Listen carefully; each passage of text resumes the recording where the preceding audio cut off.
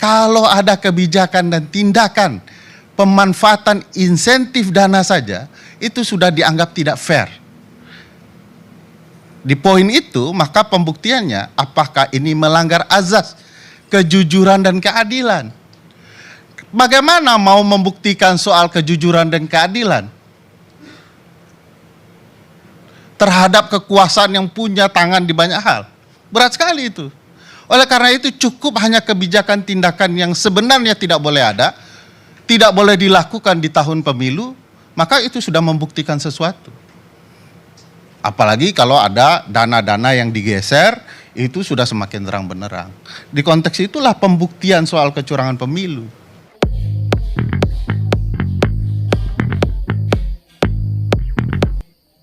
Terima kasih Pak Datua, para senior, hadirin sekalian, mohon maaf lahir batin.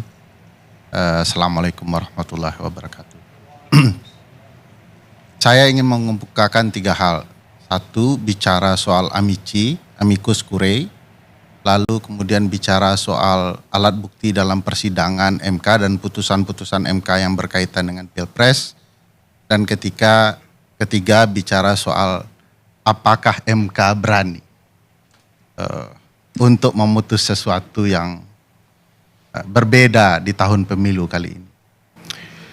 Soal amici misalnya, karena tadi Prof. Otto sudah menyampaikan ini tradisi berhukum abad ke-17 tahun 1600-an sebelum Masehi begitu ya.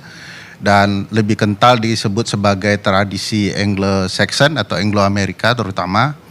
Dan sebagai tradisi itu berkembang ke banyak negara. Apa yang terjadi di Indonesia juga bagian dari perkembangan ilmu pengetahuan hukum baru, termasuk judicial review yang dilarang di era Belanda, Hindia Belanda, begitu ya. Dan di awal kemerdekaan, judicial review itu dianggap bukan bagian dari sistem common law. Tapi majunya ilmu hukum dan berkembangnya ketatanegaraan membuat judicial review bagian dari itu, dan tradisi-tradisinya juga terbawa dengan sistem-sistem dan pola-pola baru itu. Termasuk amicus curiae, kalau pluralnya amici. Amici ini terjadi dan wajar saja di Mahkamah Konstitusi, termasuk di pengadilan-pengadilan di bawah lingkungan Mahkamah Agung. MK sudah menerima berbagai amici dalam kasus-kasus yang lain, jadi tidak mengherankan. Pertanyaan besarnya adalah, diperbolehkankah publik dan figur-figur tertentu menyerahkan pendapat mereka terhadap sebuah permasalahan di Mahkamah Konstitusi? Karena ini bukan tradisi yang harus diformilkan. Sekali lagi, tradisi tidak ada yang salah, sesederhana itu sebenarnya. Tapi kalau kita mau melihat lebih dalam, sebenarnya banyak hal yang menarik di tahun pemilu kali ini. Ada 300-an guru besar dan akademisi yang namanya cukup baik dalam khasanah berhukum. Saya pikir tidak ada yang meragukan Stefanus Hendrianto sebagai intelektual hukum tata negara, Romo beliau itu, dan dikenal oleh dunia kemampuan hukum tata negaranya. Dia juga mengirimkan amici dari banyak amici-amici yang lain.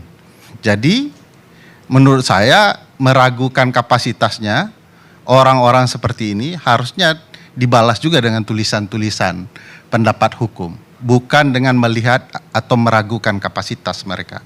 Saya sendiri secara keilmuan salut dan dengan beberapa figur yang saya kenal dalam kajian hukum tata negara, dan mereka menyerahkan itu. Bagaimana dengan Bu Presiden Megawati? Kalau dilihat ilmu kepemiluan dan ilmu persidangan, kalau kita menggunakan pendekatan letterleh misalnya, normatif, nggak ada yang salah dengan Bu Mega. Karena peserta, Bang Natalius, itu bukanlah partai politik. Peserta adalah calon presiden dan calon wakil presiden. Dengan sendirinya, partai politik dan ketua partai politik bukanlah para pihak. Jadi Oke, kalau begitu sabar Jokowi dulu. bukan. Ini poinnya belum sampai nanggung Kalau sekali. begitu Jokowi itu bukan peserta atau para pihak. Oh iya, Bang. Kenapa dia dituduh? Nah, dia punya kekuasaan. Kekuasaan curangnya karena Megawati kan juga ketua BRIN ya, penasehat BRIN dan Dewan. BRIN Sama aja ini semua. BRIN itu bukan Oke, eksekutif silakan dalam lanjut. arti sempit, Bang. Saya Lanjut. tidak bahas itulah. Itu perlu keilmuan kajian hukum tata negara dulu basicnya ya. Saya mau mengatakan bahwa tidak ada problematika karena dia bukan peserta yang dianggap dalam undang-undang. Kedua, mau gunakan pendekatan lain. Misalnya, jangan lupa Presiden Megawati adalah penandatangan Undang-Undang Mahkamah Konstitusi pertama. Ya, Undang-Undang 24 tahun 2003 tentang Mahkamah Konstitusi. MK itu dibentuk di zamannya. Bolehkah beliau merasa sebagai sahabat pengadilan? Ya boleh saja. Wong Ferry Amsari aja boleh, masa presiden yang pernah menandatangani undang-undang Mahkamah Konstitusi tidak boleh gitu. Sebagai sahabat. Lagian ini bukan upaya pembuktian sesuatu. Ini orang yang merasa perlu terlibat karena dia bukan bagian dari proses persidangan itu. Jadi menurut saya nggak apa-apa, tidak ada masalah. Kalau ada yang lain dari kubu 02, 01 yang mau menyerahkan amicus curiae, ya silakan juga. Atau orang di luar itu juga diperbolehkan. Jadi amicus curiae adalah tradisi yang perlu dihormati dan biasa saja di Mahkamah Konstitusi. Yang kedua, bicara soal alat bukti di Mahkamah Konstitusi. Karena ini adalah perselisihan hasil pemilu, maka konteks pemahaman kepemiluan juga perlu didudukkan. Terutama di soal bicara kecurangan pemilu. Misalnya konteks kecurangan pemilu menggunakan gentong babi, Prof. Konteksnya tidak perlu ada alat bukti orang bagi gentong babi, insentif dana, bansos dan lain-lain, dan mengatakan bahwa pilih 02, tidak perlu. Karena konsep pencurangan gentong babi cukup menjelaskan secara sederhana. Apakah ada kebijakan dan tindakan yang menggunakan insentif dana negara di tahun pemilu? Kalau itu terbukti ada kebijakan dan tindakan, itu sudah tidak fair dalam ilmu kepemiluan dan dianggap sebagai kecurangan berpemilu. Jadi sesederhana itu gitu ya. Untuk konteks misalnya gentong babi, perlu kita lihat berbagai kajian soal kecurangan pemilu yang harus diakui itu jarang karena akademisi yang mendekati bicara soal kecurangan pemilu jarang sekali. Kalau sistem pemilu banyak gitu ya. Tapi kecurangan jarang, dan kajian itu mempertegas bahwa kecurangan yang berkaitan dengan gentong babi betul terjadi di banyak negara, Prof. Dan itu dilarang, tidak fair. Nah, apakah kemudian ya, analisa yang mengatakan Aceh, Sumatera Barat atau luar negeri, pertanyaannya harus dibalikkan. Apakah suara calon-calon presiden tertentu akan sekurang itu atau sebanyak kalau tidak ada gentong babinya? Jangan-jangan di Sumatera Barat akan jauh lebih rendah atau di Aceh jauh lebih rendah kalau tanpa gentong babi. Tapi bukan itu sekali lagi pembuktian soal kecurangan gentong babi. Kalau ada kebijakan dan tindakan pemanfaatan insentif dana saja, itu sudah dianggap tidak fair. Di poin itu, maka pembuktiannya apakah ini melanggar azas kejujuran dan keadilan. Bagaimana mau membuktikan soal kejujuran dan keadilan terhadap kekuasaan yang punya tangan di banyak hal? Berat sekali itu. Oleh karena itu cukup hanya kebijakan tindakan yang sebenarnya tidak boleh ada, tidak boleh dilakukan di tahun pemilu, maka itu sudah membuktikan sesuatu.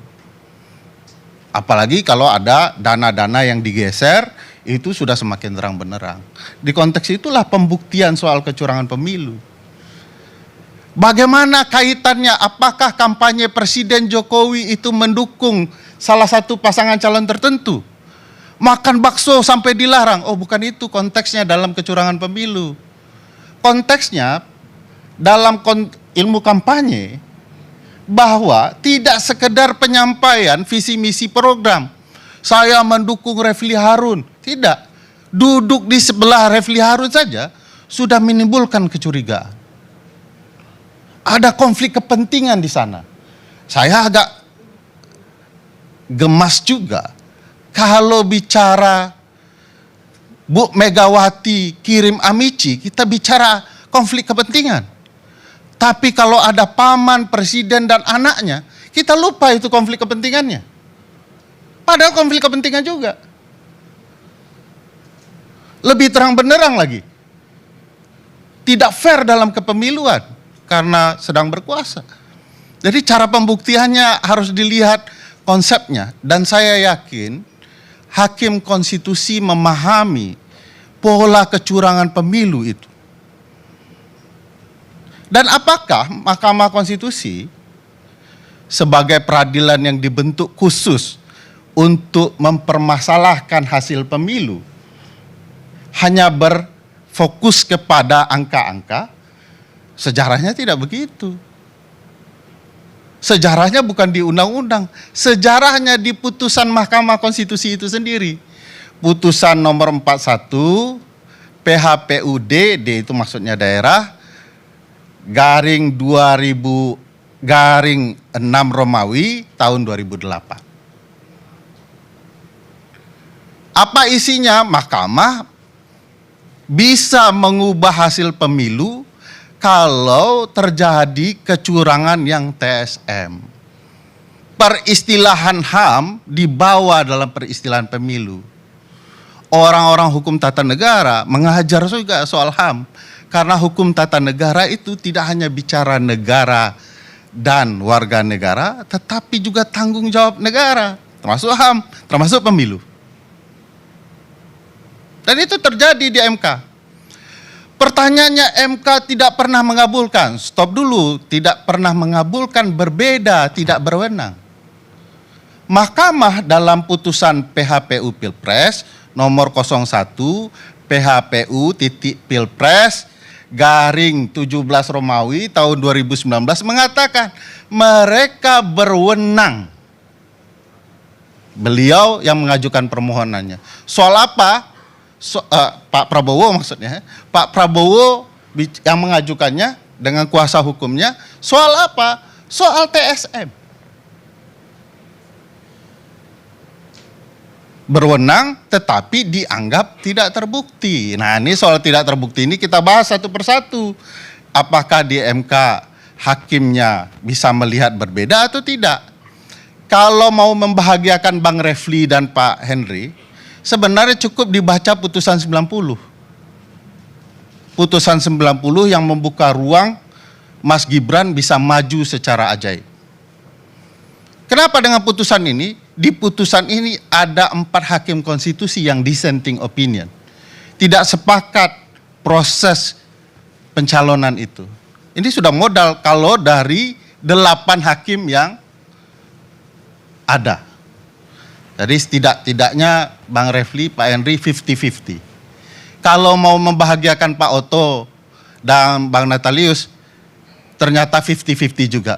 Bagaimana menyelesaikan pangkal balanya karena ada seorang paman, lalu dia dikenakan sanksi dan tidak boleh sidang, ambruklah perlindungan konstitusional kita, karena kalau 4-4 tidak ada putusan. Bagaimana kalau 4-4-nya bertahan? Sampai kapan kita bisa menemukan keadilan kepemiluan kita? Padahal penting. Mohon maaf, Prof. Oto, kalau ini dibiarkan, besok-besok solusi pemilu presiden kita dan pemilu-pemilu lainnya di Mahkamah Konstitusi, penyelesaiannya cuma satu, yaitu curanglah sehabis-habisnya. Karena itu akan sulit dibuktikan di MK, dan MK akan melegokan kecurangan itu untuk Anda menang. Itu sebabnya kami menjelaskan bahwa angka kecurangan yang terlalu tinggi itu dirancang sedemikian rupa supaya tidak punya kekuasaan untuk membuktikan angka-angka. Lalu pertanyaannya, ya memang bukan tugas MK Loh, coba perhatikan pasal 475 ayat 2 Undang-Undang Pemilu.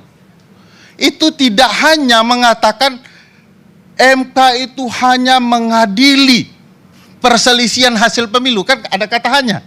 Tapi jangan lupa, kutip dong, hanya mengadili perselisihan hasil pemilu atau, ada ataunya Prof, atau penetapan untuk dapat dipilih kembali dalam pemilu presiden dan calon presiden. Maksudnya putaran kedua. Bagaimana kalau dijelaskan apa yang disampaikan 01 dan 03 adalah bicara soal penetapan putaran kedua yang dirusak oleh kecurangan pemilu. Kok ataunya dihilangkan? Kok ataunya tidak dibicarakan? Bagi saya, kalau ini bicara keadilan, bicara potensi, semuanya sangat potensial hakim untuk dibebaskan sebebas-bebasnya menemukan rasa keadilan. Sayangnya kan, tadi sudah disinggung juga oleh Bang Natalius Pigai, bahwa tadi sangat lantang ya, bahwa hakim tidak independen, putusan sudah ada. Ini mengerikan. Putusan sudah ada ini. Artinya Bang Natalius sudah tahu putusannya sebelum tanggal 22. Iya, saya bilang, iya kalau tahu saya bilang. Sabar. Jadi kalau tahu ini dahsyat ini. Bahkan Prof Otto saja yang ikut dalam persidangan belum tahu. Tuh. Kalau itu dari P3 artinya penerawangan ya Bang, bukan analisa. Jadi gini, kan Boleh motong jadinya ya? begini. Boleh motong kan ya? Ini saya harus sampaikan karena ini penting. Ya. Jangan sampai Anda kadang-kadang juga ambil bagian bedside chronicle baru langsung seakan-akan itu sebagai sebuah kejahatan di dalam. Harusnya kan selalu ambil juga right side chronicle. Jadi seperti yang film yang kalian hadirkan itu kan cuma comot-comot bedside chronicle itu. Tapi tidak ada yang berani membantah ya? Saya bisa membantah. Satu saja Bang, apa yang perlu dibantah? Papua 30 menit. 30 menit kita pendapat Hampir kita soal 30 menit Papua. tentang pemekaran Papua saya jelasin. Pak, Tito Karnavian dia jangan dilebarkan diskusi. Oke. Betul. Tapi dengar dulu. 30 menit diulas tentang pemekaran Papua untuk kepentingan pemilu. Tito Karnavian, saya adalah pimpinan yang menolak pemekaran. Tito Karnavian bilang hasil rekomendasi Badan Intelijen Negara. Ya. Kepala BIN-nya siapa? Orang dekat siapa? Apakah itu? Iya. Itu yang saya bilang. That's okay, Abang ambil bagian itu enggak apa-apa. Tapi jangan lupa Abang juga ambil bagian kasih sorong contoh tadi. yang lain lagi dari situ. Bagian sorong tadi itu Abang terima. Jangan keluar. Ayo, saya fokus. Ini distraction namanya. Oke, lanjut.